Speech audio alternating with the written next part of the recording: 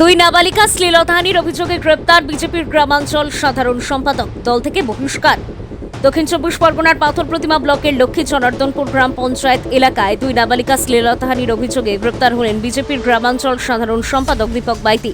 দলীয় সূত্রে জানা গেছে, অভিযুক্ত তিনটি গ্রাম পঞ্চায়েতের সাংগঠনিক দায়িত্বে থাকার পাশাপাশি এলাকায় ছাত্রছাত্রীদের অঙ্কন শেখাতেন। অভিযোগ, সকালে অঙ্কন শেখানোর সময় দুই নাবালিকার সঙ্গে তিনি অশালীন আচরণ করেন।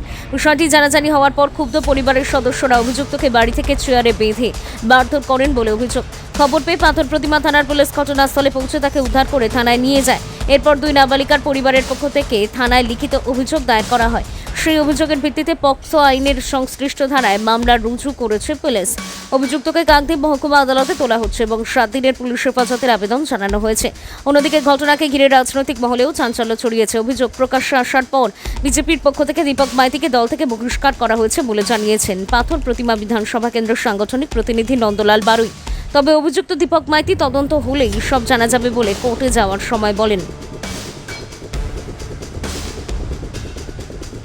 দক্ষিণ চব্বিশ পরগনা থেকে রেবতী মালির রিপোর্ট, ডিএন নিউজ বাংলা।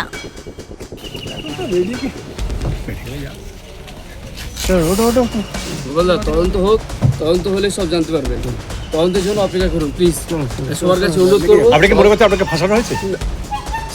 আমি এই মুহূর্তে কিছু বলছি না, তদন্ত হোক, তদন্ত হলে ইতিমধ্যে আপনাদের লক্ষ্মী জনার্দনপুর সহ 3টি গ্রাম পঞ্চায়েতে যিনি জিএস রয়েছেন দীপক মাইতি, তার বিরুদ্ধে একটা অভিযোগ রয়েছে।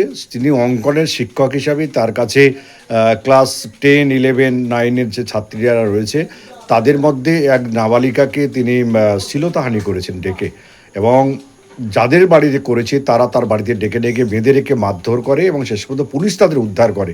আপনি কি বলবেন এই বিষয়ে? দেখুন, এটা একদম চরম অন্যায় শ্লীলতাহানি। আর ভারতীয় জনতা পার্টির পক্ষ থেকে সে যত বড়ই পদাধিকারী হোক তার শাস্তি উপযুক্তই হওয়া উচিত। এর জন্য ভারতীয় জনতা পার্টি কোনো আপোষ করবে না।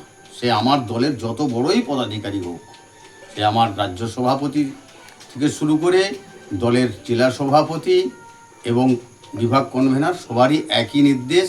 এবং আমরা যারা ভারতীয় জনতা পার্টি করি, আমরা আপনারা এর আগে দেখেছেন যে বিভিন্ন মায়েদের উপরে যে অত্যাচার, শিশুদের যে অত্যাচার, তা নিয়ে আমাদের অগ্নিমিত্রাদি থেকে শুরু করে আমার প্রিয় মুখ্যমন্ত্রী শুভেন্দু অধিকারী, শ্রমিক ভট্টাচার্য সবাই যেভাবে ঝাঁপিয়ে পড়েছিল। আজকের পাথর প্রতিমায় আমার দলের এই যে কার্যকর্তা এ অন্যায় করেছে, এর চরম শাস্তি হওয়া প্রয়োজন এবং দৃষ্টান্তমূলক শাস্তি হওয়া। আপনার দল থেকে কি কোনো সিদ্ধান্ত নিচ্ছে? আমরা দল থেকে ওকে বহিষ্কার করেছি। আপনার নাম?